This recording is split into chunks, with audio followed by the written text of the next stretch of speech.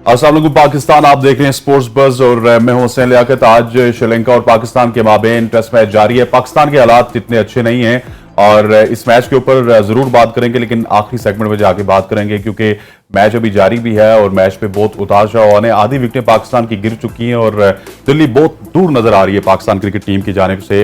इस वक्त जो परफॉर्मेंस दी जा रही है गाल में वो इतनी हौसला अफजा नहीं है। लेकिन आज हम एक ऐसे इशू पे बात करेंगे जो इशू जो है पिछले दौर में भी हमने देखा पीसीबी के और इस दौर में भी हमें देखने को मिल रहा है। सभी अजहर साहब को फारिग किया गया जो कि अंडर-19 का एक बड़ा कामयाब टूर करके आए थे बांग्लादेश का, और उनके साथ मेरे ख्याल तमाम तर लोग तौसीफ अहमद सबको फारिग कर दिया गया। फिर साबिक फाटा के कोच और उसके बाद रावलपिंडी रीजन के हाल ही में कोच लगने वाले अयाज अकबर यूसुफजई, उनको फारिग किया गया। अयाज अकबर यूसुफजई के हवाले से बताता चलूं कि जब ये फाटा के कोच थे तो उन्होंने शाहीन शाह अफरीदी, वसीम जूनियर, खुशदिल शाह, फखर जमान और बहुत नाम है, समीन गुल है, अरशद इकबाल, बड़े नाम है। ये ऐसे नाम है जो कि स्टार्स के नाम है। ये इन्होंने पाकिस्तान को दिए और इनके दौर में पाकिस्तान के लिए सुपरस्टार्स आए केपी के रीजन से। और अब रावलपिंडी की जो इनको जिम्मेदारियां मिली तो अभी शायद इन्होंने चार्ज नहीं लिया था कि ऊपर से शकील शेख साहब और नजम सेठी साहब की जब मैनेजमेंट कमेटी फारिग हुई तो फिर इसका जो नजला है वो अयाज अकबर यूसुफजई साहब के उस सर पे गिरा। आज अयाज अकबर यूसुफजई साहब हमारे साथ मौजूद हैं। सर कैसे हैं आप? खैरियत से हैं? बहुत बहुत शुक्रिया आपको। अयाज भाई ये क्या हो रहा है? आप कल तक कोच थे और अचानक से आप फारिग हो गए, कोई रीजन बताई गई है? देखिए रीज़न तो मुझे एक लेटर आता है, बल्कि लेटर भी मुझे एक हफ्ते बाद आता है। मुझे क्योंकि आपको पता है हम किस फील्ड से वाबस्ता हैं, तो मुझे बोर्ड में एक बंदे ने फ़ोन किया जी कि आपको फारिग किया जा रहा है। मैंने कहा चलें देखते हैं, लेट्स सी। फिर मुझे बाद में एक दिन बाद फ़ोन आता है कि जी आप फारिग हो चुके हैं। अच्छा। मैंने कहा अच्छा मेरे पास कोई इंटीमेशन तो है नहीं। बहरहाल मुझे सैटरडे को TCS के ज़रिए मुझे एक लेटर मिलता है जिसमें लिखा हुआ है कि आपकी सर्विसेज हमें जो है वो दरकार नहीं है और 7 दिन की सैलरी के साथ, नोटिस पीरियड के साथ जो है हम आपको फारिग करते हैं। और आप HR से रब्ता करके जो उसका वो एक कंटेंट होता है सारा कि जी करके हैंडिंग ओवरटेकिंग करके आप जो है वो अपना क्लियरेंस करवा लें। तो 7 दिन के लिए जो आप 7 दिन तो ये वैसे कॉन्ट्रैक्ट में 3 महीने नहीं होता? नहीं, इन्होंने जो कॉन्ट्रैक्ट अभी जो फॉर्मेट नया बनाया उसमें 7 डेज ही लिखा हुआ है। अच्छा। जी मैंने फिर कॉन्ट्रैक्ट पढ़ा, मुझे तो ऑब्वियसली सच्ची बात है हम भी इस मामले में थोड़े से डिले हैं, हमें पढ़ना चाहिए था, हमने नहीं पढ़ा उस वक्त जब कॉन्ट्रैक्ट। लेकिन मेरा कॉन्ट्रैक्ट इन्होंने अभी 5 महीने के लिए एक्सटेंड किया था 30 जून के बाद। ठीक है, बल्कि हाँ 30 जून के बाद मेरा 5 महीने का आगे मुझे एक्सटेंशन दी थी नजम सेठी साहब ने, क्योंकि उस वक्त मैनेजमेंट कमेटी के चेयरमैन थे तो उनके पास पावर इतनी ही थी, क्योंकि इसके लिए बाकायदा तौर पे फिर आपको पूरा एक प्रोसीजर फॉलो करना पड़ता है। इश्तिहार आएगा, फिर मुझे अप्लाई करना पड़ेगा, फिर एक इंटरव्यू की प्रोसेस से मुझे गुजरना है। लेकिन ये है कि फिर मुझे उन्होंने 5 महीने के लिए, और इस तरीके से सभी भाई और भी कुछ कोचेज़ हैं जिनको, बल्कि इस वक्त जितने भी कोचेज़ लगे हुए हैं पाकिस्तान में वो सब इसी पैटर्न के ऊपर लगे हुए थे। बट पता नहीं मैं उनकी आंख में क्या जो है वो क्या कहते हैं उसके ज़रे के हिसाब से उनकी आंखों में चुभाऊँ कि उन्होंने मुझे कहा आप घर जाएं। अच्छा याज भाई, कोई रीजन नहीं बताई उन्होंने कि क्या रीजन है आउट ऑफ नोवेयर? रीज़न देखें, रीज़न जो मुझे समझ आती है वो ये है कि शायद मेरे पे ये इल्ज़ाम है कि मैं नजम सेठी साहब और शकील शेख का बड़ा लाडला हूँ, जबकि मैं देखें मेरी क्वालिफिकेशन देख लें या मेरा पीछे ट्रैक रिकॉर्ड देख लें। मैं आज आपको ये भी बता दूं, शायद आपको नहीं पता होगा कि आप बोर्ड से, मैं ऑन एयर कह रहा हूँ, बोर्ड से रिकॉर्ड निकलवा लें, मेरी हायरिंग भी ज़का अशरफ साहब ने की थी 2013 में। अच्छा। I was hired by the Zaka Ashraf. उसके बाद नजम सेठी साहब आए, मैं कंटिन्यू, फिर वो तो एहसान मानी साहब का जो ग्रुप आया उसमें फिर उन्होंने हमें फारिग किया, क्योंकि वही विक्टिमाइजेशन, क्योंकि हमें वो समझते थे कि मैं शकील शेख साहब के साथ बड़ा क्लोज हूँ, उनकी टीम का हिस्सा हूँ, इसलिए उन्होंने हमें फारिग कर दिया था। हमने कहा ओके फाइन, 3 साल हम फारिग रहे, हमने तो कोई शोर नहीं किया। सेठी साहब आए, उन्होंने हमें खुद बुलाया, खुद हमें उन्होंने कि उनको पता था हमें विक्टिमाइज हुए हैं, मैं नहीं था अकेला, और भी लोग थे, उन सबको उन्होंने हायर किया। एक मरतबा फिर वो चले गए, फिर हमें विक्टिमाइज किया गया। तो आपके सामने ही है, हम तो झूठ तो बोल ही रहे। तो action speaks louder than words वाली बात है कि बाकी कोचेस सब मौजूद हैं, वाई अयाज अकबर, वाई सभी अजहर। तो पता नहीं या तो हम बहुत बुरे हैं, या हमें काम नहीं आता, या हमारी शक्लें इतनी बुरी हैं, या फिर इनके साथ पता नहीं इनको हमसे कोई मसला है। हमने तो इनके खिलाफ कोई कार्रवाई नहीं की आज तक। सवाबी, मर्दान, पूरा रीजन मेरे पास था, फाटा के मेरे पास 10 डिस्ट्रिक्ट्स थे। कोई एक बंदा उठ के ये नहीं कह सकता कि मैंने किसी के साथ कोई ज्यादती की हो, कोई बेईमानी की हो। हमने तो हमेशा बच्चों के पासपोर्ट तक भी खुद बनवाए कि अगर कोई बच्चा जूनियर लेवल पे आया और वो कैपेबल नहीं था, या क्योंकि आपको तो सारे हम्बल बैकग्राउंड से हैं, उनके पास इतने पैसे, हमने खुद पे करके उनके पासपोर्ट बनाए। ये प्रेसिडेंट्स मौजूद हैं, मैं आपको बंदे बता देता हूँ, उनको कॉल करें, वो आपको बताएंगे। बट क्योंकि हमने सिर्फ अल्लाह की रज़ा के लिए और अपने शौक के लिए किया, ठीक है। तो अगर हम इतने बुरे होते तो फिर हमारे पीछे और भी चीज़ें निकलती। बट हाँ, अगर मैं इस वजह से निकाला जा रहा हूँ कि मुझे कहते हैं कि मैं नजम सेठी साहब का लाडला हूँ, ये शकील शेख है, तो फिर आई प्राउड टू बी, मुझे कोई मसला नहीं है। बट ऐसे कोई बात है नहीं है। हमें वो अगर जानते हैं तो हमारे काम की वजह से जानते हैं, या उनको पता है कि हम मेहनती लोग हैं, हमने काम किया, इसलिए शायद वो अगर ऐसी बात होती तो नजम सेठी साहब जब आए तो फिर मुझे पाकिस्तान टीम का कोच होना चाहिए था ना, मैं फिर पिंडी का कोच क्यों बन गया? Exactly. तो अगर मेरिट को फॉलो ना किया होता तो फिर मैं एनसीए में बैठ के पाकिस्तान जूनियर के साथ जा रहा होता।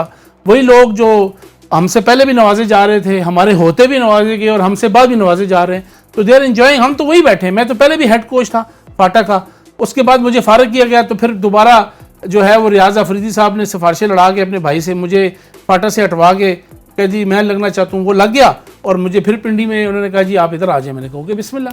तो अगर मैं इतने इन्फ्लुएंशियल होता तो मैं तो आज भी मेरा खून खोलता है सोच के कि यार मैं फाटा में क्यों नहीं हूँ। मुझे आज भी दुख होता है क्योंकि मेरा उनके साथ बड़ी मोहब्बत है, वो बहुत ज़बरदस्त बच्चे हैं, वहाँ पे बहुत टैलेंट है, मुझे मज़ा आता है काम करने का। मैं सिर्फ शौक के लिए काम करता हूँ, मैं इसको नौकरी समझ के नहीं करता, मैं इसको अपना एक हॉबी बना के। जो आप देखें, आप दो चीज़ें हैं हुसैन आपके पास, एक आपकी जॉब है, एक आपका शौक है। जॉब में आप डंडी मार सकते हैं, शौक में कोई डंडी नहीं मारता, ठीक है। तो मैंने शौक के लिए कोचिंग की कर रहा था, जिससे मुझे फारग कर दिया गया। बट अनफॉर्चुनेटली शाहीन शाह अफरीदी साहब के जो भाई हैं रियाज अफरीदी साहब, उन्होंने सेठी साहब को अप्रोच किया हो किसी के थ्रू, जो भी है व्हाटएवर, वो मुझे हटा दिया वहां से। और हालांकि और आपको देखें सेठी साहब जिनके आप बहुत करीबी नजर आते हैं, कभी-कभी आप ये भी लगता है कि उनके साथ बैठे हुए मीडिया बॉक्स में। तो अगर मैं इतना लाडला होता तो मुझे आप उठा के देख लें, मैं रिकॉर्ड के ऊपर कह रहा हूँ, मैं फाटा का मेरी हायरिंग की फाटा कोच हुई थी, मुझे हटा दिया क्योंकि जी वो उन्होंने आना था। तो मैं इतना लाडला अगर होता तो मैं आज कहीं और होता ना। बट अनफॉर्चुनेटली हम हर दौर में जो है वो विक्टिमाइज हो रहे हैं। कोई बात नहीं, अल्लाह है हमारा। अच्छा सर, ये बताएं कि आपका भी दौर गुजरा है, ठीक है, कहीं ना कहीं करीब तो आप भी थे। ये इंतकामी कार्रवाई क्यों होती है? ये हमने देखा है कि पीसीबी में इसी तरह की इंतकामी कार्रवाई आप नेशनल सेटअप में भी देखते हैं और पीसीबी में भी देखते हैं, इसकी रीज़न क्या है? देखिए, मैं तो इस चीज़ के बहुत सख्त खिलाफ हूँ। वो कोई किसी के दौर, मेरे दौर में हो, मेरे से मुराद है कि जब मैं पीसीबी में हूँ, मैं कौन से कोई चेयरमैन हूँ, बट हमारे दौर में भी हो या किसी पे भी हो, किसी के साथ विक्टिमाइजेशन नहीं होनी चाहिए। मैं आपके रिकॉर्ड की दुरुस्ती के लिए कि जब सेठी साहब का दौर आया, कोई एक विक्टिमाइजेशन हुई। ये इल्ज़ाम लगाते हैं ना कि 154 कोच फारग किए गए थे, वो 154 कोच फारग सेठी साहब ने नहीं किए, वो तमाम लोग हायर थे एज पर 2019 के आइन के मुताबिक। वो जब आइन मुअत्तल हो गए तो वो पोजीशनें सारी, क्योंकि वो सेटअप था सिटी का, वो था मतलब वो नॉर्दर्न और साउदर्न और इस तरह, हाँ, तो वो सेटअप ही खत्म हो गया। तो फिर अभी जब दोबारा ये सेटअप बना 2014 का, जब कॉन्स्टिट्यूशन उन्होंने रिवाइव किया, तो यही लोग 70% ये लोग सिस्टम के अंदर आ गए हैं और 30% आ रहे थे। अभी तो सिटी या डिस्ट्रिक्ट, जिसको डिस्ट्रिक्ट आप कहते हैं, वो तो अभी इन्होंने कोचेस लगाने थे, इनको और 200-250-300 कोच चाहिए थे, ठीक है ना। आप देख रहे हैं जिनको उस फारग किया गया था, वो तमाम लोग नौकरियों पे वापस थे। उसमें फयाज था स्वात वाला, वो असिस्टेंट कोच फाटा लगा हुआ है। शुएब खान जो है वो अंडर 16 का कोच जो है वो एबटाबाद लगा हुआ है। अदनान रईस सेटअप में मौजूद था, वो फाटा में लगा हुआ है। रियाज कैल बाजावड़ का कोच था, वो फाटा में लगा। तो ये सारे लोग सिस्टम के अंदर वापस आ गए हैं। बट इन्होंने कहा कि जी पता नहीं सेठी साहब ने फारग कर दी, किसी को सेठी साहब ने फारग नहीं किया। तो वो ऑटोमेटिकली सिस्टम जब डिसॉल्व हो गया तो उन लोगों को रीहायर जरूर किया इन्होंने सैकड़ों के हिसाब से कोचेस रखे और मजीद रखने थे अगर वो रह जाते तो ये तो विक्टिमाइजेशन नजम सेठी के दौर में तो नहीं हुई। अच्छा याज भाई, ये बताएं कि पिछली दफ़ा आपने खुद जिक्र किया, हमने अब देखा भी कि आप ज़का अशरफ के दौर में कोच आए थे। इससे पहले नज़र ये आता था कि आप और शकील शेख साहब दोनों तरफ बैलेंस चलते हैं, ज़का अशरफ भी जब आते हैं या नजम सेठी साहब भी। अब ये रिफ्ट जो है वो बहुत ज़्यादा बढ़ गई है। आपने एक पार्टी जो है ना, वो शकील शेख साहब ने तो एक पार्टी ही कर ली है कि जी मैं सेठी साहब के साथ ही चलूंगा। मैं प्रोग्राम में भी आके उन्होंने बताया। तो ये क्या है, ये इतनी ज्यादा रिफ्ट क्यों है, वजह क्या है? देखिए जी, मैं बताता हूँ, ये पहले नहीं थी। ये कुछ एक जो टोला है मुफाद परस्त टोला, वो जब ज़का अशरफ साहब इतने बुरे आदमी नहीं होंगे ना, हैं मेरे ख्याल में, वो करना चाहते होंगे, लेकिन उनके साथ जो कुछ लोग इकट्ठे हुए हैं ना, वो लोग जो हैं वो उनको ख़राब कर रहे हैं। सबसे पहले आपका जो IPC मिनिस्टर है वो एहसानुल हक मज़ारी खराब कर रहे हैं। वो एहसानुल हक मज़ारी साहब जो हैं वो उनके अपने पर्सनल कोई एजेंडाज हैं। वैसे मैं कल मिनिस्टर साहब के पास गया, मैं ऑन एयर भी बता देता हूँ कि मैंने उनसे पूछा कि मेरे शो में आ रहे हैं याज अकबर यूसुफजई साहब, उनको पता ही नहीं था। तो मैंने कहा जी कि वो पिंडी रीजन के कोच थे, बड़े अच्छे कोच थे, फाटा को उन्होंने सर्व किया।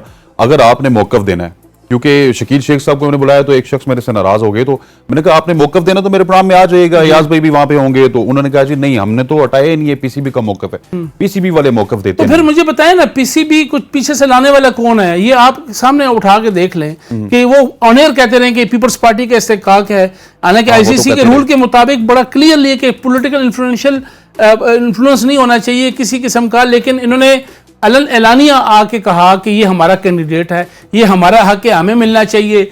वहां से एक मैनेजमेंट कमेटी का चेयरमैन प्राइम मिनिस्टर से मिल रहा है, उसी तरीके से जनाब वो ज़का अशरफ साहब जो आईपीसी मिनिस्टर साहब बैठ की वीडियोज आपने खुद देखी हैं, तो इसके पीछे पूरा पॉलिटिकल एजेंडा था, उनको लेके आए।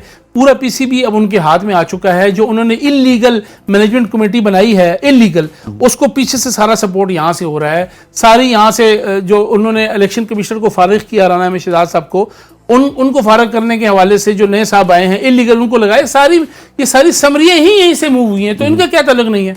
इन्होंने बैठ के सारा ये प्लानिंग की, साजिश, मैं इसको साजिश कहूंगा, ये पूरी साजिश की। हालांकि ये पीडीएम की गवर्नमेंट थी, ये प्योरली इस्तेकाक था प्राइम मिनिस्टर ऑफ पाकिस्तान का, चेयरमैन क्रिकेट, इसका आईपीसी मिनिस्ट्री से कोई लेना देना नहीं है। आप मेरे साथ आगे बैठ जाएं, मिनिस्टर को ले आए, किसी कानूनी एक्सपर्ट को ले आए, मेरे से बात करें। एक डाकखाने का है, क्योंकि उसकी कोई मिनिस्ट्री नहीं है, कुछ नहीं है, तो ये आईपीसी है क्या बेसिकली? आज तक इंटर प्रोविंशियल कोऑर्डिनेशन, ये मिनिस्ट्री है ही नहीं है, ये एक बैलेंसवाई राब्ते के लिए एक कोऑर्डिनेशन प्लेटफॉर्म है। स्पोर्ट्स मिनिस्टर्स को, कल्चरल मिनिस्टर्स को, जितने देखें, जब 18 अमेंडमेंट हुई तो जब ये मिनिस्ट्रियां डिसॉल्व हुई कि इन्होंने कहा जी पावर जो है वो नीचे सूबों को दे दें, तो फिर ऊपर लेवल के ऊपर अगर आप इंटरनेशनल किसी से बात करनी है, तो किसी और से कोऑर्डिनेशन करनी है, या उसी मिनिस्ट्री, एजुकेशन भी आपको पता है कि वो भी पोलिटिकल सब्जेक्ट है। वो अगर एक एजुकेशन मिनिस्टर ने कोई पॉलिसी बनानी है और बलूचिस्तान वाले केपी के साथ, तो वो डायरेक्ट नहीं करते, बल्कि आईपीसी मिनिस्ट्री के थ्रू उसकी समरी बनती। बेसिकली इसका काम एक डाकखाने का है। इसको मिनिस्टर साहब ने आगे पूरा अथॉरिटी कर, कभी जिंदगी में आपने सुना है पीसीबी में, मेरी भी उम्र जो है वो अब मैं भी मतलब अब एजड हो गया हूँ इस हिसाब से, मैंने कभी जिंदगी में 1% भी इंटरफेरेंस नहीं देखी आईपीसी मिनिस्ट्री की। वाई ऐसा लोग मजारिज डूइंग, वाई? इसलिए कि इनके पीछे से इनके पूरे एजेंडा है, ये पीसीबी पे काबिज होना चाहते हैं। ये पीसीबी, क्योंकि आपको पता है उसके पास फंड्स हैं, पैसे हैं, मुख्तलिफ तरीकों से पहले भी पैसे लेते रहे हैं, ये अभी भी कोशिश करें। अभी तो उनका अपना चेयरमैन आ गया है, तो वो जो मर्जी करें, कोई पूछने वाला नहीं है। फिर इन्होंने अपने लोगों को नवाजना है, इन्होंने पहले बंदे रख लिए हैं, ऐड अभी निकाला हुआ है। मैं आपको बता देता हूँ जो पीसीबी का ऐड है, जिसके अंदर उन्होंने कहा जी कि हमें एक डायरेक्टर कोऑर्डिनेशन चाहिए, वो कौन है? अभी मैं ब्रिगेडियर साजिद हमीद जो ज़का अशरफ के साथ ZTPL बैंक में था, वो आज उनके साथ एज अ डायरेक्टर कोऑर्डिनेशन काम कर रहा है, ऐड निकाल लिया। मैनेजर इन्होंने ऐड निकाला है पिंडी स्टेडियम का, इन्होंने मसूद को वहां से फारग किया, अपना बंदा जो यूनियन का बंदा था ZTPL का, राय समथिंग उसका नाम है, उसको हायर कर लिया। आप जाकर देख ले, वहां बैठा हुआ है। तो किस चीज का आपने इश्तिहार निकाला हुआ है? इन्होंने एक लाइनमैन को, ही इज अ लाइनमैन इन वापडा, उसको उन्होंने एक स्क्रूटनी कमेटी का चेयरमैन बना दिया, अरबाब को। वो उसका ऐड किस चीज के लिए इन्होंने निकाला हुआ है? तो ये तो सारा मतलब बेड़े गर्क कर दिया है ना। इस management committee, illegal management committee में कोई क्रिकेटर मौजूद है? कोई एक क्रिकेटर दिखा दे मुझे। ये शकील शेख के ऊपर बात कर, नजम सेठी, मैं आपको बता देता हूं, सना मीर थी, शायद अफरीदी था, इसके अलावा क्या नाम है, हारून रशीद था। आपको इख्तिलाफ होता होगा, लेकिन वो क्रिकेटर नहीं है क्या? बिल्कुल थे। ठीक है जी। इसके अलावा शफकत राना साहब जो एक बहुत बड़ा, वो कमेटी के अंदर मौजूद थे, कोई एक्टिव थे, कोई इनएक्टिव थे, लेकिन इन्होंने क्रिकेटर तो लेके आए ना, और स्टेक होल्डर्स को लेके आए। एग्जैक्टली। इन्होंने तो बेड़े गर्क कर दिया है। पता नहीं टंडू वाला यार का पीपल्स पार्टी का एक बंदा है, वो मैनेजमेंट कमेटी का बना हुआ है, वो पता नहीं मेरसी का कोई बंदा है, उसको यार फॉर गॉड सेक, ये क्रिकेट चला रहे हो या बेड़ा गर्क कर रहे हो? इस क्रिकेट सीरियसनेस देख लें, इनकी संजीदगी देख लें कि इन्होंने मैनेजमेंट कमेटी के अंदर जो लोग लाए हैं वो क्रिकेट का फैसला करेंगे। वो बताएंगे कि पाकिस्तान ने बायलैटरल सीरीज इंडिया के साथ कैसे, वो बताएंगे कि आपने how to deal with ICC, ये आपको बताएंगे। आप नाम उठा के देख लेना। मेरे ऊपर एतराज है तो मैं चैलेंज करता हूं, बिठाएं। इनमें से किसी को क्रिकेट की स्पेलिंग भी नहीं आते होंगे, इनको पता भी नहीं आईसीसी से बनता क्या है, इनको ये भी नहीं पता कि बायलैटरल सीरीज क्या होती है, इनको ये भी नहीं पता ब्रॉडकास्टिंग राइट्स क्या होते हैं। इनको आप बिठाएंगे, ये फैसला करेंगे पाकिस्तान की क्रिकेट में किसने क्या करना है। तो इसलिए मेरे भाई, ये सब जो है इनका अपना एजेंडे के साथ ये आए हैं। ये लोग पीसीबी के ऊपर कब्जा करना चाहते हैं, बल्कि ऑलमोस्ट कर चुके हैं। ठीक है, अपने लोगों को नवाज रहे हैं। इनकी बड़ी बड़ी तनख्वाहें, एक लाइनमैन है जिसकी वहां 60,000 तनख्वाह है, उसको 2.5 लाख रुपए भी रखा हुआ है कि स्क्रूटनी कमेटी, वो बताएगा स्क्रूटनी कमेटी क्लब एक्टिव है। वो लोगों को फोन करके ये कह रहा है कि तुम ज़का अशरफ के साथ चलो, नहीं तो मैं तुम्हारा क्लब इनएक्टिव कर दूंगा। अभी करो ना। मैं तो आपको आज चैलेंज करके कहता हूं, ये जितने भी फैसले सारे नल वाइड होंगे, ये सारे इलीगल है। जितने ये इलेक्शन करा रहे हैं ये सारे रिवर्स होंगे। जितने ये लोगों से विक्टिमाइजेशन कर रहे हैं सारे रिवर्स होंगे, क्योंकि इनके ऊपर स्टे एक चला बलूचिस्तान हाई कोर्ट में, एक पेशावर हाई कोर्ट में, और अभी कंटेम्प्ट भी इनके ऊपर चली गई है। इसलिए ये जितने भी फैसले कर रहे हैं लोगों को डरा रहे हैं, लोगों को फ़ोन कर रहे हैं हमारे से चलो। वो एक बेचारे बलूचिस्तान वाले ने जो मैनेजमेंट कमेटी का था मेंबर जिसने केस किया है, उसको जाके अपने डिपार्टमेंट के थ्रू काकड़ साहब, उनको उधर से डरा रहे हैं, उनको एजुकेशन मिनिस्टर से डरा रहे हैं कि हम तुम्हारी नौकरी खत्म कर देंगे। वो भी उसने भी कहा कि खत्म करनी तो कर दो, जो अल्लाह को मंजूर है। फिर ये जो फाटा का कबीर खान है उसने जो किया उसको भी डरा रहे हैं। फिर बीच में पॉलिटिकल पार्टी को भी ले आते हैं, पीपल्स पार्टी वाले जो वहाँ के लोकल लीडर हैं उनके घरों में पहुंच जाते हैं। फिर गुरजादा ने किया हुआ है लाहौर में केस, उसको भी बेचारे के पीछे घर जा रहे हैं। इस तरह होती है यार, ये होती है चेयरमैनशिप। इस तरह करनी है तो मेरे ख्याल में फिर छोड़ ही दें, ये तो क्रिकेट नहीं होगी। अच्छा, आपने वो काकड़ साहब को डरा रहे हैं, मुझे लगता है कि आप राना शहजाद साहब को आपने डराया हुआ है। वो कल प्रेस कॉन्फ्रेंस में कह रहे थे कुछ डिग्री के मसाइल हैं, ये डिग्री के क्या मसाइल हैं? आप एज ए जर्नलिस्ट में ये सवाल भी आपसे करूंगा कि क्या कोई मसला है ज़का अशरफ साहब की डिग्री में? अगर डिग्री में मसला है तो ZTPL इतने बड़े इदारे के वो बड़े करतर दरतर हैं। मैं आपको साइन 2-3 चीज़ें क्लियर कर दूं। मुझे नहीं पता उनके पास डिग्री है या नहीं है, मैंने देखी नहीं ना, लेकिन उनको हर प्लेटफॉर्म पे चैलेंज किया गया है कि आप डिग्री लेके आए, ताहाल उनकी डिग्री हमने नहीं देखी। आप मैं हूँ, मुझे आपको कहें जी आपने BA नहीं किया हुआ या मैट्रिक नहीं किया या FA नहीं किया हुआ, तो मेरा फ़र्ज़ बनता है ना, मुझे आप कहें जी आप कोच नहीं हैं, आप झूठे हैं, आप लेवल 3 नहीं है। मेरे मोबाइल में मेरी लेवल 3 की डिग्री मौजूद है, अभी मैं आपको दिखा देता हूँ, ऑनर दिखा दे, मैं तो कैरी करके ले जाता हूँ ना साथ। या नहीं होगी तो मैं आपको कहूँगा यार साहब मेरे पास लेवल 3 की डिग्री मौजूद है, सर्टिफिकेट मौजूद है, प्रोग्राम खत्म करे शाम को आएंगे, आप अगले प्रोग्राम में शो कर दे। यही जवाब होता है ना। आप मुझ पर अगर क्वेश्चन करना चाहते हैं तो मेरा काम है आपको सर्टिफिकेट या कोई चीज़ भेज देना। अगर ज़का अशरफ साहब के ऊपर हर प्लेटफॉर्म के ऊपर चैलेंज किया गया, ताहाल उनकी डिग्री सामने नहीं आई, नंबर 1। अच्छा, जब ये बात हुई कि जी ZTPL, मैं बता दूं उनके खिलाफ 3 फैसले हैं, एक इस्लामाबाद हाई कोर्ट का, एक लाहौर हाई कोर्ट का, एक सुप्रीम कोर्ट का, जिसमें क्लियरली कट उस फैसलों में लिखा हुआ है कि ये तालीमी काबिलियत को पूरा नहीं करते, इनको वहाँ से हटाया गया। ठीक है, तो वो एक हमारे सामने एक प्रेसिडेंट मौजूद है। दूसरा, लोग को सवाल ये करते हैं कि यार अगर ये ऐसी बात है 2013 में वो क्यों चेयरमैन नहीं थे? 2013, हाँ 2013 में एक तो 2013 के फैसले मौजूद हैं जिसमें उनकी तालीमी काबिलियत के ऊपर सवालिया निशान अदालत ने लगाया और उनको हटाया है वहाँ से। इसको आप देख लीजिएगा, फैसले मैं आपको भेज देता हूँ अगर आपको चाहिए तो। मैंने खुद पढ़े हैं क्योंकि सोशल मीडिया पर चल रहा था तो हमने भी वहाँ से डाउनलोड करके देख लिए। 2013 में जब चेयरमैन थे तो उस वक्त 2014 का आइन मौजूद नहीं था। 2013 के आइन के मुताबिक चेयरमैन की एलिजिबिलिटी सिर्फ थी कोई भी रिप्यूटेड आदमी, एक अच्छा आदमी जिसकी अच्छी रिप्यूट हो, कंट्रोवर्शियल ना हो, he can be chairman, he she जो भी है व्हाटएवर।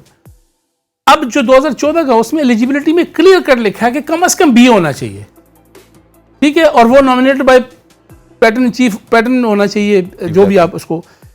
तो अभी तक ताहाल और उसके बाद राणा साहब की प्रेस कॉन्फ्रेंस के बाद तो बहुत बड़ा सवालिया निशान पैदा होता है।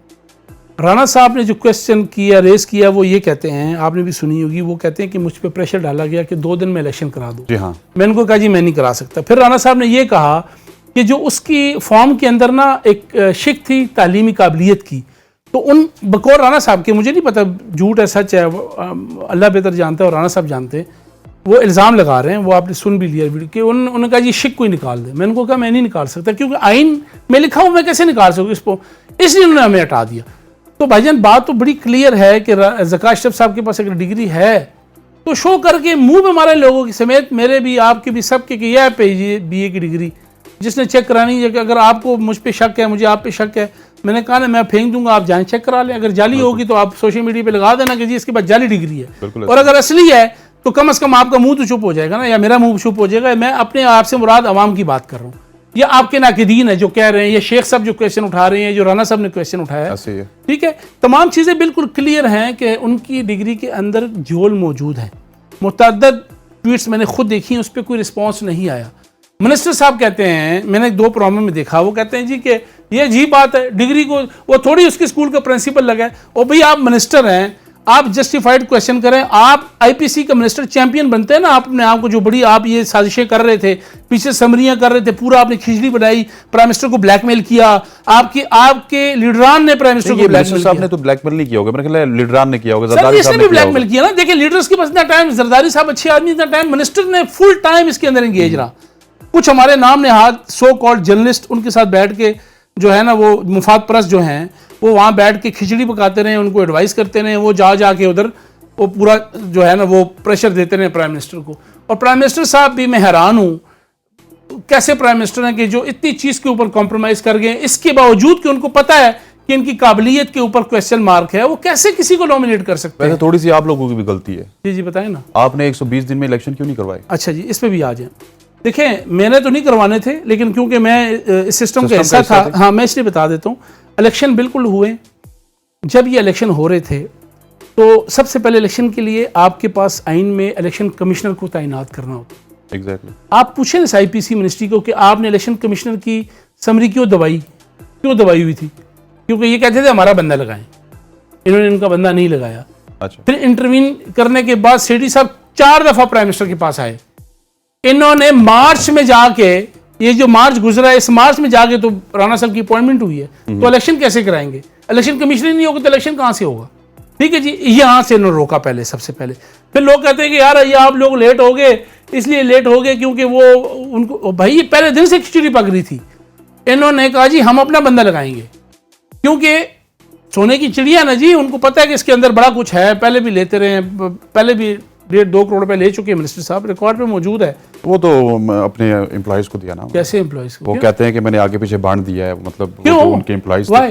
भाई उनका भी हक बनता है ना, पीसीबी के पैसे हैं भाई। पीसीबी के पैसे। अच्छा, याज भाई से डिस्कशन का सिलसिला जारी है और याज साहब बड़ी गर्मा-गर्म डिस्कशन इस वक्त जारी है। लेकिन यहाँ पे ब्रेक के बाद जब वापस आएंगे तो याज अकबर यूसुफ साहब के हवाले से भी एक काउंटर नैरेटिव भी है, उसके हवाले से भी बात करेंगे। जो काउंटर नैरेटिव इनके हवाले से बात की जाती है, याज अकबर यूसुफजई के कुछ कॉन्फ्लिक्ट ऑफ इंटरेस्ट भी हैं, ये जर्नलिज्म भी करते हैं, इस हवाले से भी बात करेंगे।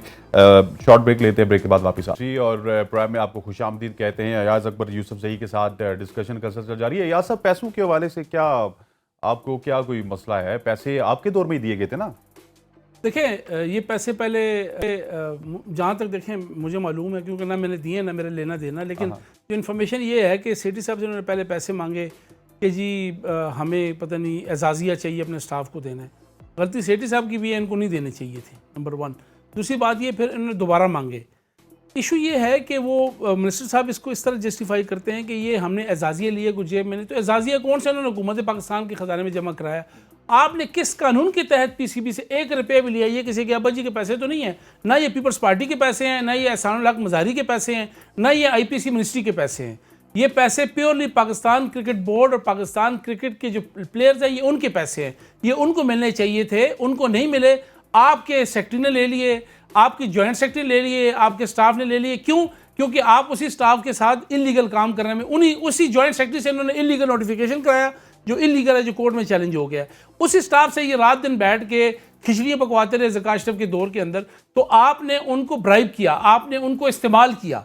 मैं तो ये कहूँगा ना, और किस कानून के तहत ये पैसे जस्टिफाइड नहीं है? अगर है तो मुझे कोई भी मिनिस्ट्री ऑफ फाइनेंस का बंदा आके, कोई आईपीसी मिनिस्ट्री का कोई सीएफओ आके, कोई पाकिस्तान क्रिकेट बोर्ड का सीएफओ आके, कोई फाइनेंशियल एक्सपर्ट आके मुझे जस्टिफाई करें कि ये 1 करोड़ 64 लाख रुपया एहसानुल हक मज़ारी ने किस कानून के तहत पीसीबी से लिया और क्यों लिया और किस मकसद के लिए। वैसे इसके लिए फिर जो है ना, सेठी साहब को भी मुर्द इल्जाम ठहराना चाहिए कि उन्होंने दिए क्यों दिए। मैं खुद पहले कहा कि सेठी साहब को भी नहीं देने चाहिए थे। ब्लैकमेल क्यों हुआ? आपने ना पिछले ब्रेक से पहले भी यही कहा जी कि विक्टिमाइजेशन हो रही है, स्पेशली आपके साथ तो हुई है, इसी वजह से हमने आपको यहाँ पे बैठाया हुआ है। लेकिन आपके आने पर भी जो डोमेस्टिक नेशनल कोचेज हैं, जो अपने पाकिस्तानी कोचेज से उनको फारिग किया गया, मिकी ऑथर को लाया गया, तो नई रिजीम आती है, चेंजेस तो आते हैं ना।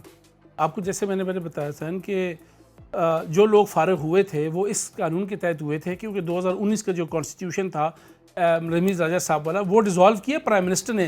उस जो मैनेजमेंट कमेटी के अंदर नोटिफिकेशन में लिखा है कि वो आइन मुअत्तल हो चुका है, ख़त्म हो चुका है। नए आइन को बहाल करने के लिए इस कमेटी को ये टास्क दिया जा रहा है। तो उस आइन के तहत जो लोग काम कर रहे थे वो ऑटोमेटिकली फारिग हो गए ना। जो एडमिनिस्ट्रेटिव पोजीशन में थे वो नहीं, जो इस ऑपरेशन को चला रहे थे, उस ऑपरेशन में लोग वो कोचेस थे, वो सेलेक्टर थे, वो ऑटोमेटिकली फारिग होने थे। फिर वही लोग आए। अब इस पर अलग बहस है कि गोरे आए क्यों नहीं आए। हर चेयरमैन चाहता है कि वो अपनी टीम अच्छी लेके आए। मैं I am talking about Pakistan team management की। मैंने पहले भी आपको क्लियर किया तो कि जो डोमेस्टिक कोचेस थे, आपको हटाया है तो वो ये चाह रहे हैं कि कोई अच्छा कोच लाएंगे आप? नहीं, मुझे तो उन्होंने, देखे मैं वही आपको बता रहा हूँ कि मुझे तो विक्टिमाइज किया ना, मुझे तो उन्होंने सिंगल आउट किया, क्योंकि हो सकता है कि मेरी शक्ल उनको बुरी लगती होगी, या हो सकता है उनको ये लगता है कि मैं उनके लिए बहुत खतरनाक हूँ। चले कोई मसला नहीं है, ये राज़िक अल्लाह की ज़ात है, ये चीज़ें आनी जानी है। लेकिन उन्होंने आदमी है, कोई मसला नहीं, वो तो अल्लाह का शुक्र है, अल्लाह का लाख लाख शुक्र है, बड़ा करम है।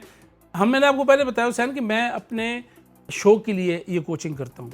This is not my bread and butter. ठीक है, इस पे लोगों को इख्तलाफ होगा कि जी वो ये आप बात करें, बट मैं बता रहा हूँ मैं इसको शौक के लिए करता हूँ और शौक में बेईमानी नहीं होती, क्योंकि जो काम आप अपने शौक के लिए करते हैं ना, वो कभी भी आप उसमें डंडी नहीं मार सकते। आप उसको अयाज भाई, जो है ना, काफी देर से हम आपकी बातें सुन रहे हैं और एक नैरेटिव तो आपने बिल्ड किया, लेकिन काउंटर नैरेटिव, क्योंकि मैंने आपके उन लोगों से भी बात की जिन्होंने शायद आपको फायर किया या कुछ इस तरह हुआ, उन्होंने नैरेटिव देने की कोशिश तो नहीं की, लेकिन उन्होंने कुछ सवाल जो है ना वो उठाए थे, कि आपसे भी पूछे थे। वो कहते हैं जी कि आप फाटा के कोच रहे तो आप जो है पिंडी से फाटा की टीम को कंट्रोल करते रहे, क्या आपने फाटा का विजिट नहीं किया?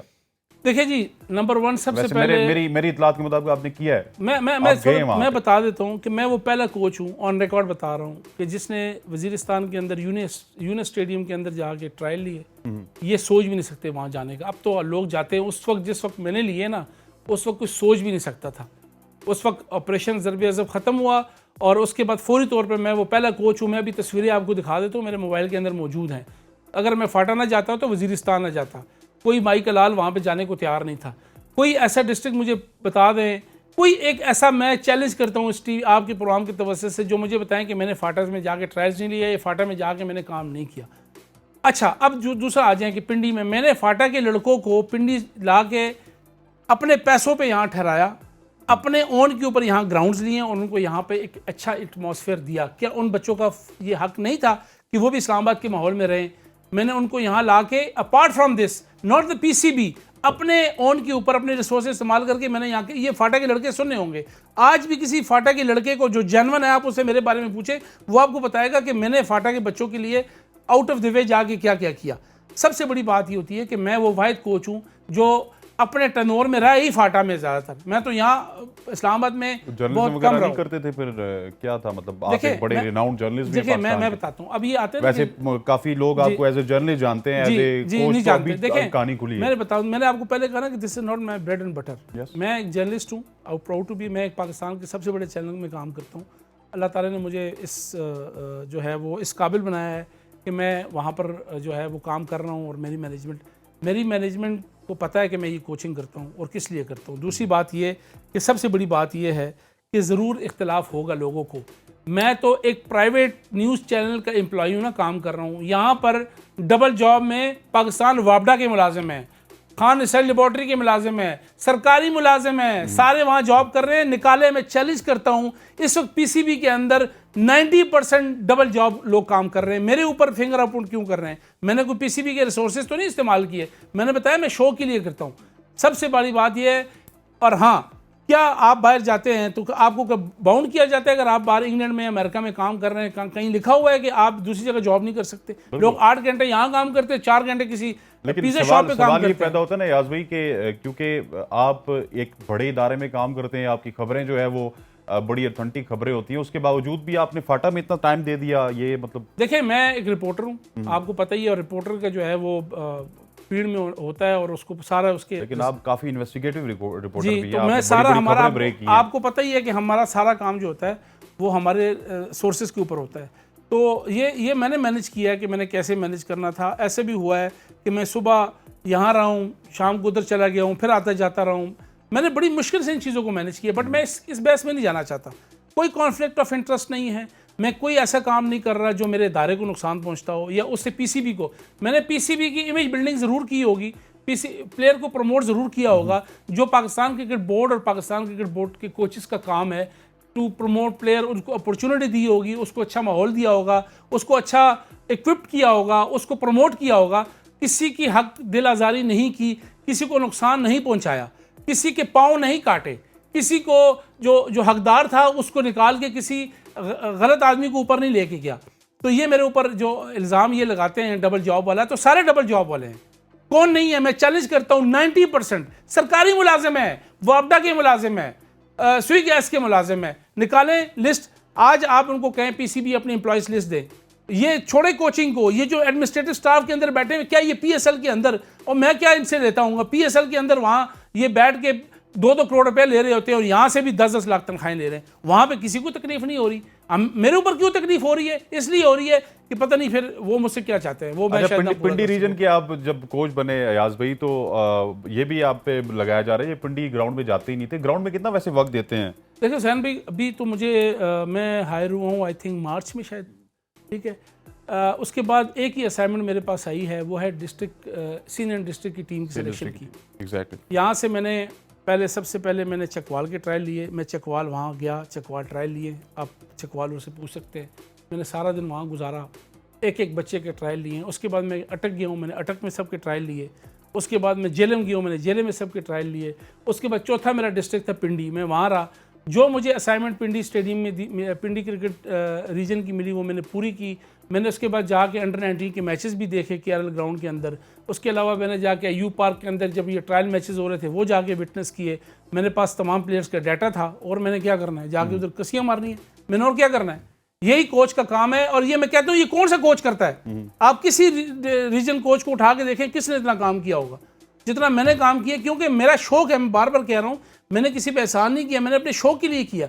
मैं सबसे ज़्यादा एक्टिव था, मैंने सबसे ज़्यादा काम किया, किसी पे एहसान नहीं किया। आज भी आपको बताता हूँ, ये रिज़्क पड़ा हुआ है। पीसीबी को चैलेंज करता हूँ।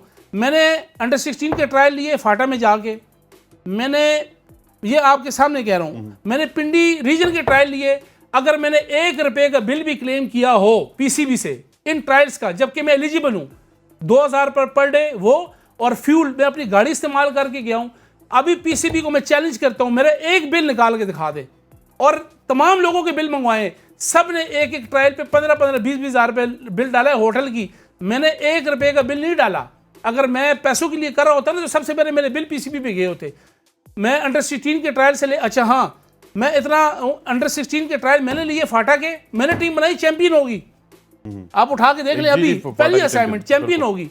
इसलिए मैं कहता हूं कि आज भी कॉन्फ्लिक्ट ऑफ इंटरेस्ट की बात करते हैं। मैं अभी भी कहता हूं कि मैंने जब से मैं कोच आया हूं, जब से मैं कोच बना हूं, अभी दोबारा 1 रुपया नहीं क्लेम किया मैंने पीसीबी से। और तमाम कोचेस का भी उठा के देख ले। मैं चैलेंज करता हूं इस करंट रजीम को, मैं चैलेंज करता हूं इस ये जो चरखे परखे है ना, तो फिर तो आप फिर माहौल खराब कर रहे थे ना वहां पे। लोग क्लेम कर रहे थे, आप क्लेम नहीं कर रहे थे, उन्होंने कहा इसको निकालो। मैं 1 रुपया नहीं क्लेम किया। PCB please provide record on the social media, और इन भाई को भी दे दे अगर मैंने 1 रुपया क्लेम किया, और तमाम के भी साथ दे दे। फिर मैं ठीक कह रहा हूं ना, आप माहौल खराब कर रहे थे दूसरे कोचेस का, जो इसलिए क्योंकि पेट्रोल भी लेते मैं थे। उनकी तरह नहीं हूं कि चाय पी ली उसका भी बिल दे दिया आपने, क्योंकि मैं शौक में कर रहा हूं। मुझे लोग कहते क्यों नहीं जा रहा, मैंने कहा यार क्या हो गया, अगर मैंने 10-12 हज़ार रुपये लगा दिया, अपनी गाड़ी इस्तेमाल करता हूं, अपना फ्यूल इस्तेमाल करता हूं, जिस होटल में रहता हूं अपने पैसे देता हूं। 1 रुपया जब से मैं आया हूं मार्च में, 1 रुपया अगर मैंने पीसीबी से क्लेम किया हुआ है तो मैं जरूर जुर्मदार हूं, मैं इसका जवाब दूंगा। आप कोच भी हैं, लेवल 3 भी किया आपने, ऑस्ट्रेलिया क्रिकेट से भी किया, बाज तो आपको पता है एनसीए में जाके करके उसके बाद कोच बन जाते हैं। लेकिन ये जो आप बहुत ज्यादा वाइब्रेंट है, कि इसकी सजा तो नहीं मिल रही है अयाज भाई आपको? मैंने बताया ना आपको कि इशू ये है कि मुझे अप्रोच किया गया। मैं बता देता हूँ आपको, जब मैं दोबारा हायर हुआ तो मैं ये ऑन रिकॉर्ड कह रहा हूँ, हल्फन कह रहा हूँ। मैं जमरोद स्टेडियम में ट्रायल ले रहा था अंडर 16 के। मुझे जमरोद के जो वहाँ के लोकल चेयरमैन है क्रिकेट के, उनका फ़ोन आया कि एक आमिर नवाब नामी आदमी है, जो कि ज़का अशरफ का इस वक्त बहुत बड़ा चमचा बना हुआ है, वो आपसे बात करना चाहता है। मैंने कहा जी मैं कहते जी, वो कहते हैं मुझे शकील शेख के साथ बिठा दो। मैंने कहा यार मैं कौन होता हूँ किसी के साथ बिठाने वाला। अच्छा, आमिर नवाब जो है, ये पहले ज़का अशरफ के दौर में मेंबर गवर्निंग बोर्ड भी रहा, ये सवाबी से इसका ताल्लुक है, ये करप्शन में बैन हुआ है। मेरे पास लेटर मौजूद है, मैं दिखा देता हूँ। ये अभी फिर इलेक्शन लड़ने की तैयारी कर रहा है। 2015 में इसने पता क्या किया, इसने क्लब के पैसे खाए। अच्छा। जो क्लबों को नहीं आते मैचेस के, वो खाए। वो इस पे साबित हुए, इंक्वायरी हुई पूरी। सीईओ ने COO chief operating officer inquiry की, 2015 में ये बैन हो गया। इसने फिर कहा कि यार मेरा बैन ख़त्म कराओ। शकील शेख ने कहा जी कि वो बैन मैं कैसे ख़त्म कराऊँ, ये तो बहुत बड़ा जुर्म है किसी के पैसे खाना। बहरकिस्सा मुख्तसर ये कि मैंने उनसे बात नहीं की। फिर वो मुख्तलिफ एंगलों से मुझसे बात करने के चक्करों में लगे रहे, मैंने उनकी बात नहीं मानी। वो क्योंकि फिर मर्दान में जो है, मैं ख़ुद मर्दान से हूँ, मेरा भाई भी वहाँ पे मेरे क्लब का सदर है, मेरे गांव के क्लब का, उसको भी ये डराते धमकाते रहे। फिर एक मखसूस मीडिया का एंकर है, वो नाम अभी आपको मैं लेता हूँ, अपने आप को बहुत बड़ा चैंपियन समझता है, वो मेरे खिलाफ प्रोग्राम करता रहा है। उसको मैंने वार्न किया कि अगर इतने तुम्हारे अंदर गट्स हैं तो मुझे बुलाओ। ले ले नाम। मैं नहीं, बस मैंने उनको पता लग गया जिसका मैं नाम ले रहा हूँ। मैं उसकी तरह कमजर्फ आदमी नहीं हूँ, मेरे अंदर बहुत बड़ा ज़र्फ है। मैंने उनको कहा कि अगर इतना आप में हिम्मत है तो उसको भी लेके और मुझे भी लेके आएँ। आपको मैं बताऊँगा किस तरह ये ज़का अशरफ के गिर जो है, वो सारा करप्ट टोला, सारा चोर माफिया, सारा मनी मेकर और जितना मुफाद परस्त टोला है ये सारा ज़का अशरफ के दाएं बाएं है। और वो दिन दूर नहीं है जब ज़का अशरफ को ये नदियाँ ये डुबवाएंगे और यही बताएंगे। वो मैं बाकी अगले प्रोग्राम के लिए आपको जरूर कभी अच्छा, ये तो बड़ी इंटरेस्टिंग बात है। मैं ठीक है। आपको बताऊं, मैं सोशल मीडिया देखता रहता हूं, जो लोग नजम सेठी के गुण गा रहे थे आज ज़का अशरफ के गुण गा रहे तो हैं। वो मुफाद परस्त लोग है ना, मुफाद पर नहीं, कुछ ऐसे लोग भी हैं जो आए ही ज़का अशरफ को इसलिए लेके आए हैं क्योंकि उनकी, जैसे वो आमिर नवाब का मैं नाम ले रहा हूँ, ये बैन हुआ है। मैं चैलेंज करता हूँ आमिर नवाब को लेके आए यहाँ बिठाएं।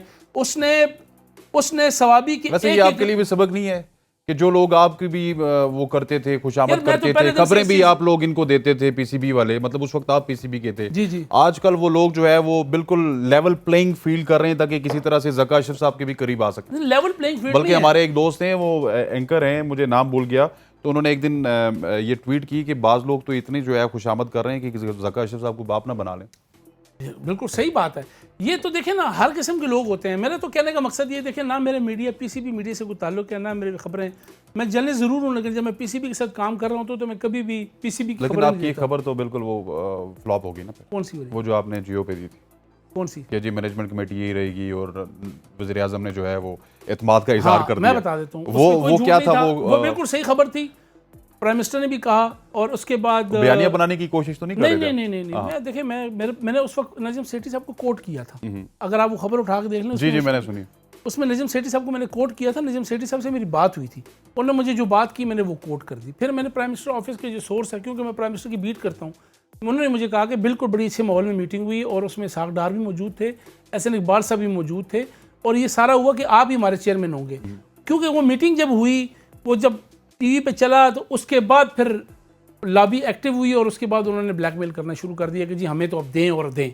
ऐसी बात होती तो नजम सेठी को ट्वीट करने की ज़रूरत क्या थी? जब तक नजम सेठी उस वार के अंदर मौजूद था, उस वार तो नहीं कह सकते, उस लाइन के अंदर मौजूद था कि वो चेयरमैन बन सकता था, क्यों नहीं नोटिफिकेशन हुआ? जब उन्होंने ट्वीट किया कि मेरे से कोई ताल्लुक नहीं है, तो उसी दिन फिर नोटिफिकेशन क्यों आया? फिर करा सकते तो करा लेते ना।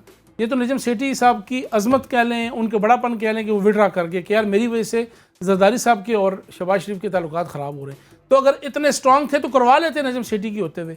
आप वो ट्वीट कहते नहीं, आधी रात को ट्वीट हुई इसलिए की कि उन्होंने विड्रा करना पड़ा, क्योंकि लड़ाई बड़ी शदीद हो गई थी। इस चीज़ को तो आप छोड़ दें कि ये कोई इस तरह आया और गिलास उठा के दिला, ये इतना आसान नहीं हुआ। फिर इन्होंने कब जब स्टे हुआ तो फिर ब्लैकमेल किया इनको कि जी अब आप इसको लेके, क्योंकि चेयरमैन तो इसको बनाना था, तो एक इलीगल मैनेजमेंट कमेटी बना के इसको एक इलीगल चेयरमैन बैठा हुआ है। ये हर तरीके से 2014 के आइन की खिलाफ वर्जी है। इसको छोड़ दे कि मैं कोच हूँ नहीं हूँ, मुझे कोई फ़र्क नहीं पड़ता। मैं कोई इसके लिए थोड़ी बैठा हुआ था, मैं तो सीधी बात करता हूँ, एक शौक के लिए कर रहा था। वो शौक अगर नहीं लोग पूरा कराना चाहते, वो समझते हैं कि चोर डाकुओं को ला के कराना चाहते तो करा दे, मेरे सेहत में कोई फ़र्क नहीं पड़ता। ठीक, अयाज भाई से डिस्कशन का सिलसिला जारी है। यहाँ पर वक्त हुआ चाहता है ब्रेक का। प्रोग्राम के आखिरी हिस्से में हम बात करेंगे कि जिस तरह ये कोच हैं, लेवल 3 के कोच हैं, बड़े बड़े क्रिकेटर्स इन्होंने पैदा किए, तो बाज़ लोग ये इल्ज़ाम भी लगाते हैं कि ये एडमिनिस्ट्रेशन में भी मौजूद हैं, सियासत में भी हिस्सा लेते हैं, और कुछ इल्ज़ामात ये भी हैं कि कोर्ट में भी गए और दिस दैट। ये सारी चीज़ें पूछेंगे। ब्रेक लेते हैं, ब्रेक के बाद वापस आते हैं। अच्छा अयाज भाई, प्रोग्राम के आखिरी हिस्से में जल्दी अब रैपिड फायर होगा, क्योंकि हमने श्रीलंका की सीरीज़ के हवाले से भी आपसे बात करनी है। ये बताइएगा कि आपके ऊपर ये मुखालिफ जो ये इल्ज़ाम लगाते हैं जी कि आप एक कोच भी हैं और बड़े बड़े क्रिकेटर, मैंने पहले कहा हम मानते हैं कि आपने बड़े बड़े प्रोडक्ट दिए पाकिस्तान को, लेकिन उसके अलावा भी आप एडमिनिस्ट्रेशन में थोड़े से एक्टिव नज़र आते हैं। चाहे शकील शेख के साथ आप करीब हैं, फिर ये भी कहा जाता है कि आप कोर्ट्स में भी जाते हैं इस रजीम के खिलाफ, शायद आप कोर्ट में गए, फिर आपके भाई जो है वो एबटाबाद रीजन से जो है प्रेसिडेंट आ रहे हैं। तो इन सब का समअप कर लीजिएगा, फिर थोड़ी सी हम श्रीलंका के ऊपर बात करते हैं। सबूत है कि मैं एडमिनिस्ट्रेटर का पार्ट होता तो मैं आज कहीं और होता, यहाँ ना होता। नंबर 1, मैं कहीं पाकिस्तान अंडर-19 का कोच होता, कहीं बैठ के NCA में बैठ के लाखों रुपए तनख्वाह ले रहा होता, यहाँ जलील ना हो रहा हो इसी रीजन के अंदर। बड़ा मुश्किल काम हो। एक तो ये बात बिल्कुल गलत है, मेरा कोई एक्टिवली पार्टिसिपेशन एडमिनिस्ट्रेशन के अंदर नहीं है, ना नजम सेठी साहब किसी को इंटरफेरेंस करने देते हैं। वो खुद चीज़ें अपने हाथ में रखते हैं और वो खुद ही सारा कुछ करते हैं। दूसरी बात, आपने कहा कोर्ट में, मैं किसी कोर्ट में नहीं गया, मैं डिनाई करता हूँ इस चीज़ को। मैं बिल्कुल कोर्टों में नहीं जाता। किसी के पास कुछ तस्वीर, कोई फुटेज, कोई चीज़ है तो मुझे बता दें, मैं चैलेंज करता हूँ। जो आप मुझे सज़ा देना चाहते हैं मैं हाज़िर हूँ। ये सब फजूल बातें हैं। मैं किसी कोर्ट में, ना मेरा किसी से लेना देना। कोर्ट में जाना हो, जिस दिन मैं जाऊँगा मैं खुद जाऊँगा, मैं किसी की आड़ में नहीं जाता। मैं किसी का घर से नहीं खाता हूँ, मैं किसी का वो पंजाबी में काड़ा नहीं हूँ कि मैं नहीं जा सकता, मैं जाऊँगा। पंजाबी बोल लेते हैं। हाँ, मैं सारी ज़ुबानें बोलता हूँ। ठीक है, तो वो मैं नहीं गया। मेरा भाई इलेक्शन लड़ सकता है, माशाल्लाह वो एलिजिबल है, एक क्लब का प्रेसिडेंट है। क्यों, ये किसी के बाप की मीरास है कि वही लड़ेगा। ये जिस आमिर नवाब को तकलीफ हो रही है उसे आमिर नवाब को भी कहता हूँ तू इलेक्शन लड़ के दिखा, तुझे मैं बताऊंगा इलेक्शन, पहले तो मैं पीसीबी के साथ था ना, मैंने कुछ नहीं किया, अब तू इलेक्शन लड़ के दिखा, अब आप एक्टिव हो जाएंगे। हाँ, अब तू इलेक्शन लड़ के दिखा, मेरा भाई लड़ेगा इलेक्शन इंशाल्लाह ताला, वो लड़ सकता है और वो एलिजिबल है, वो क्वालिफिकेशन उसकी पूरी है, वो चोर नहीं है, वो डाकू नहीं है। जिस जमाने में आपकी मैनेजमेंट कमेटी थी उस जमाने में क्या समझते हैं इलेक्शन सही हुए हैं? बिल्कुल सही, तो नहीं हुए तो बता देना, डी नोटिफाई कर देना, अगर नहीं हुए वैसे याद भाई ये सच्ची बात है, इलेक्शन तो ये वैसे ही बस वो होते हैं ना, मतलब जिस तरह नहीं खाना पूरी देखिए मेरी बात, ये क्यों इलेक्शन क्यों जीते हैं वो लोग, मैं बता देता हूँ। देखिए हुसैन, इसके ऊपर एक स्ट्रगल है, एक स्ट्रगल चली थी, क्योंकि मैं खुद एक जर्नलिस्ट के साथ साथ एक क्रिकेटर भी हूँ, तो हम चीज़ों को मॉनिटर तो कर रहे होते हैं ना। ये जो सिस्टम था एहसान मानी साहब वाला, रमीज़ राजा वाला या खान साहब वाला, वो सिस्टम जो है वो लोगों ने उसको रिजेक्ट किया, क्योंकि उसके अंदर मेन स्टेक देखें 3.5-4 साल में एसोसिएशन थी नहीं, क्लब ही नहीं थे। तो जब इन्होंने इस जो मैनेजमेंट कमेटी, जो रियल मैनेजमेंट कमेटी थी नजम सेठी साहब वाली, उन्होंने क्लब क्रिकेट को रिवाइव किया, डिस्ट्रिक्ट एडमिनिस्ट्रेशन लेके, एसोसिएशन लेके आए, फिर रीजन बिल्कुल साफ हुए हैं। कहीं पे बता दें कैसे हुए, कौन कहता है गलत हुए। 92-93 डिस्ट्रिक्ट के इलेक्शन हुए, 13 रीजन्स के हुए, सिर्फ 3 रीजन वो भी कोर्ट में गए हैं, वो भी सेटल हो रहे हैं। अच्छा, ये जो आपके आखिरी सवाल करूंगा अब, क्योंकि आप टेस्ट पे भी बात करनी है, आपके साथ जो लोग थे ये तालपुर और इस तरह के लोग, ये वापस दूसरी तरफ क्यों चले गए? मेरे साथ तो खैर नहीं थे, मतलब ये आपके दोस्तों के साथ चले। इन्होंने डिवाइड एंड रूल की पॉलिसी की।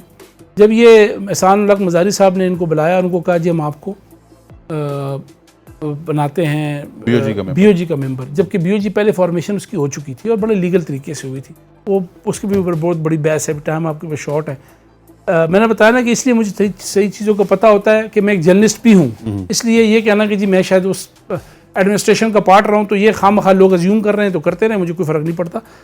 उनको कहा गया जी कि हम आपको देते, तो जब किसी को कुछ दो तो वो ऑब्वियसली वो फिर लेता भी तो कुछ ना कुछ है, तो लेने के बदले उनको ये हुआ कि उनको डिवाइड एंड रूल करके आपस में लड़ा दिया। ठीक हो गया। याज अकबर यूसुफ ज़ई के साथ गपशप कसगसा जारी है। अब थोड़ा सा क्विकली, क्योंकि इनकी क्रिकेट एक्सपर्ट राय भी जान लेते हैं। याज भाई, हमारी टीम ने अच्छा स्टार्ट दिया, कल के दिन 4 विकेटें हमने ली और लग ये रहा था कि पाकिस्तानी टीम बड़ी साउंड खेल रही है, लेकिन अचानक से एक पार्टनरशिप लगी मैथ्यूज की, डिसिल्वा की, और उसके बाद आपको पता है कि श्रीलंका की पिचेस में 300-350 रन एक बहुत बड़ा रन होता है, 312 वो लगा चुके हैं और हमारी आधी टीम आउट हो चुकी है। देखिए क्विकली इसके अंदर एक तो टेस्ट क्रिकेट में गैप थोड़ा ज़्यादा है, फिर शाहीन शाह की बड़े अरसे बाद वापसी हुई, फिर लड़के जो हैं वो वनडे खेलते रहे, फिर T20 खेलते रहे, थोड़ा सा ना, क्योंकि हमारे पास प्रॉब्लम ये है जहन कि हमारी ऑलमोस्ट ये टीम होती है तीनों फॉर्मेट में, आप देख लें, तो थोड़ा सा सेटलमेंट के अंदर टाइम लगता है। आप थोड़ा सा टाइम ज़रूर दें, दे विल कम बैक। फिर सरफराज नहीं खेला इतना अरसा, देखें ना, चीज़ें ये होती हैं कि हमारे यहाँ टेस्ट क्रिकेट बहुत कम हो रही है और पूरी दुनिया में शायद कम हो रही है, लेकिन हमारे साथ कुछ ज़्यादा इम्तियाजी सलूक किया जा रहा है ICC की तरफ से कि हमें वो ड्यू, हमारा राइट नहीं मिल रहा। ये कैसी टेस्ट चैंपियनशिप है कि जिसके अंदर 2 टीमें आपस में खेली भी नहीं है, जो इंडिया और पाकिस्तान खेली नहीं और ऑस्ट्रेलिया वो जीत गया था। तो कहने का मकसद ये है कि ये जो बाइसेंस है इसको ख़त्म करना पड़ेगा। दूसरी जहाँ तक है श्रीलंकन पिचेस की, तो आपको मालूम है कि वो पिचेस स्लो पिचेस है और बाद में जाके उसमें काफ़ी टर्न भी होता है, जैसे आपने देख भी लिया कि हमारे थोड़ा स्ट्रगल भी कर रहे हैं स्पिनर्स के ऊपर भी, तो they will be settle down. क्योंकि इशू थोड़ा सा ये है कि एक थोड़ा सा टेस्ट क्रिकेट से गैप का मसला मुझे लग रहा है और थोड़ा सा लड़कों को एडजस्ट करने में टाइम ज़रूर लगता है कि यार मतलब एक तो आप T20 फॉर्मेट में जा रहे हो, बार बार खेल रहे हो, तो जो भी हो, जितने मर्जी आप बड़े प्रोफेशनल हो, बट एक माइंड के अंदर थोड़ा सा ना वो चीज़ें, आपकी बॉडी को एडजस्ट करने टाइम लगता है, फिर वो पूरी फ्रीक्वेंसी माइंड और हाथ और हैंड और माइंड कोऑर्डिनेशन है। कोच बिंग ए जर्नलिस्ट के आप समझते हैं, दोनों पॉइंट ऑफ व्यू से बताइएगा कि जो हमारी टेस्ट टीम है इसको थोड़ा सा डिफरेंट होना चाहिए, क्योंकि रिजल्ट्स नहीं दे रही। मैं आपको कह रहा हूँ सर कि हमारे अलमी यही है कि हमारे यहाँ तीनों फॉर्मेट की जो बाद में 4-5 कोर प्लेयर वही हैं, 6 प्लेयर। इसीलिए तो मसला ये कि आप कम बैक करते हैं बट स्ट्रगल कर रहे होते हैं। इसलिए अगर आपके 3-4 बैट्समैन टेस्ट प्लेयर में टेस्ट के हों, जो बैठे हों सिर्फ टेस्ट ही खेल रहे हों, तो बड़ा फ़ायदा होगा, वो लॉन्ग क्रिकेट खेल। फिर बाकी देखें ना, फर्स्ट क्लास नहीं हो रही, अभी आप सितंबर में जाके होगी, लड़के किधर खेलें? मुझे आप बताएं ना, टेस्ट क्रिकेट है क्या? बेसिकली रेड बॉल क्रिकेट हो ही नहीं रही। ठीक है, जब तक रेड बॉल क्रिकेट नहीं होगी वो आप खेलेंगे नहीं, उन चीज़ों को मैनेज करना बड़ा मुश्किल है। You can manage T20, you can manage one day, but test, उसका नाम ही टेस्ट है, वो टेस्ट है आपका। इसलिए इसको थोड़ा सा करना पड़ेगा। जो इस वक्त जिनके हाथ में इख्तियार है उनको चाहिए कि थोड़ा सा इस फॉर्मेट को इस तरह देखें कि टेस्ट क्रिकेट हो आगे जाएं, मुल्कों के साथ खेलें, छोटे हों बड़े हों, खेलेंगे ही तो चीज़ें बेहतर होंगी। जितना आप गैप ज़्यादा देंगे यही होगा कि आप कोलैप्स कर जाएंगे। हर मैच में बाबर आजम ने रन नहीं कर रहे हैं। अगर आप कहते हैं अंग्रेजी में, if there is one solution there is no solution, अगर इस चीज़ का एक हल है तो फिर हल नहीं है। Exactly. अगर बाबर आजम ने स्कोर करना है और आपने 350 करना है तो फिर रहने दो। जी हाँ, आज तो देखते हैं बाबर आजम अब आउट हो गए, क्या करेंगे? Are you satisfied with the 11? ये नुमान अली की जगह अगर हसन अली हो देखिए जाते, मैं वही आपको बताता हूँ, हसन अली तो नहीं, एक क्योंकि पेसर्स ने अर्ली ऑन काफी डैमेज किया। लैग कर रहे हैं, आपके पास क्वालिटी स्पिनर नहीं है। क्वालिटी स्पिनर नहीं है। आप आपके अगर पास जफर गौर और उसामा मीर नहीं, को कर आपको लें, रिस्ट स्पिनर होना बड़ा जरूरी है। हाँ, वो तो पाकिस्तान लगी ने है, रिस्ट स्पिनर हमेशा पाकिस्तान ने, देखे ना इब्रार है, वो भी मिस्ट्री है। और थोड़ा सा ना आप देख लें, नोमान भी कन्वेंशनल स्पिनर है, कोई आउट ऑफ द बॉक्स उसके पास कुछ नहीं है। वो तो सीधा एक ही जगह पे बॉल करवाते हैं। यहाँ पर अगर आपने टेस्ट क्रिकेट में सर्वाइव करना है तो आपके पास एक रिस्ट स्पिनर होना बड़ा जरूरी है। कोई है स्पिनर आपकी नजर में जो पाकिस्तान को सर्व कर सकते? देखिए अभी टू अर्ली, शहजाद भी, अब आपको पता है इतनी, देखे ना यही इशू है। हम फ्रेंचाइज क्रिकेट और T20 क्रिकेट ने आपके स्ट्रक्चर को ख़त्म कर दिया है। हर बंदा आता है खींच के मारी जा रहा है, किसी को नहीं, वो फ्लाइट देता नहीं, फ्लाइट दो तो उठा के बाहर फेंक देते हैं। इशू ये है कि हमें प्रोड्यूस करने पड़ेंगे, वही टेस्ट टीम अलग होनी जरूरी है, तब जाके आप सर्वाइव कर सकते हैं। और वो भी सिक्योर हो ना याज भाई, कि एक लंबे अरसे तक के लिए हो, क्योंकि उनको पता हो कि हमारा टेस्ट में फ्यूचर सिक्योर है। हम 10 साल ऐसा आपके पास रिस्ट स्पिनर मौजूद नहीं है जो आप कहेंगे एक तो मैं सिस्टम से आउट रहा हूँ, आपको पता है। पहले ऑलमोस्ट ये 3 महीने छोड़े तो मैं पिछले 3.5-4 साल से सिस्टम से आउट हूँ। तो बच्चे मैंने 2 देखे हैं बड़े अच्छे हैं, फाटा में 1-2 लेग स्पिनर मैंने देखे, बट वो छोटे हैं, 13-16 लेवल के हैं, उनको टाइम लगेगा। फिर एक लड़का मैंने देखा है बड़ा अच्छा, फाटा से, खैबर एजेंसी से, वो चाइना मैन है, वो इज टू गुड, बट वो भी छोटा सा बच्चा है, तो अभी टाइम लगना है। लेकिन वही बात है ना कि 3.5-4 साल कुछ हुआ ही नहीं है। वो जो एक तारीख दौर था ना, वो तो लिटरली तारीख था। उसके अंदर ये जो आपको देखे ना, ये जो अभी आपको बाबर आजम या इमामुल हक या ये तो पिछले उसी दौर की पैदावार आगे जा रही थी ना। अब ये 3.5-4 साल का जो गैप है ना, ये आपको आगे जाके कमर तोड़ेगा, ये आपको बहुत खराब करेगा, क्योंकि आपके पास पीछे लड़के कोई नहीं होगा।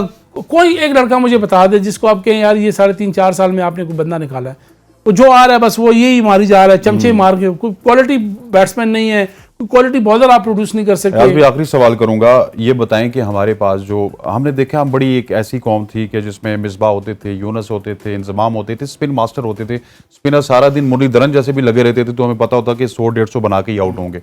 अब स्पिनर्स को खेलने के लिए इस पूरी टीम में मुझे सरफराज नजर आ रहा है, इसकी क्या रीजन है? हम स्पिन को भी नहीं अच्छा नहीं कि आपके अपोनेंट स्पिनर ही नहीं है, आप किसको खेलेंगे? यही मैं कह रहा हूँ कि जब मतलब डोमेस्टिक में भी स्पिनर्स का बलिदान है। आपके पास देखें, जब तक हुसैन क्वालिटी स्पिनर नहीं होगा ना, डोमेस्टिक क्यों होती है?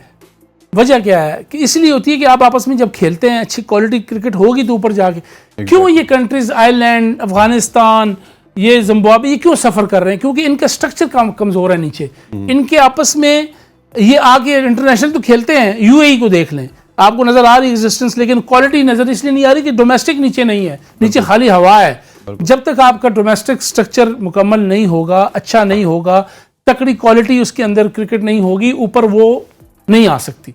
तो फिर क्या खाक, आप जब आपके पास नीचे अच्छा स्पिनर नहीं है तो उसको, उस लड़के ने कहाँ खेलना है? उसको टेस्ट में आगे खेलना है, तो एक्सपोज हो जाएगा।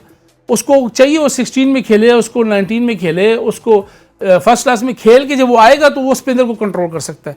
और अच्छा स्पिनर होगा तो उसको, जब अच्छा स्पिनर ही नहीं है, सारे ऑर्डिनरी स्पिनर्स लगे हुए हैं, कन्वेंशनल स्पिनर लगे हुए हैं, तो उसको तो सारे खेल लेते हैं। ऊपर जाकर थोड़ा सा भी कोई हल्का पुल्का अच्छा स्पिनर आ गया तो फारिग हो जाते हैं। बहुत बहुत शुक्रिया अयाज भाई, आपसे ठंडी और गर्म दोनों गुफ्तगू हुई है याज अकबर सही से। और कुछ जगहों पे हमने इनको पकड़ने की भी कोशिश की, लेकिन जर्नलिस्ट भी है कोच के साथ साथ, तो ऐसा मुमकिन नहीं हो सकता। लेकिन बहुत अच्छा एक इनके साथ सेशन हुआ। आज के प्रोग्राम से इतना ही, इंशाल्लाह कल मुलाकात होती है, तब तक अल्लाह हाफिज़।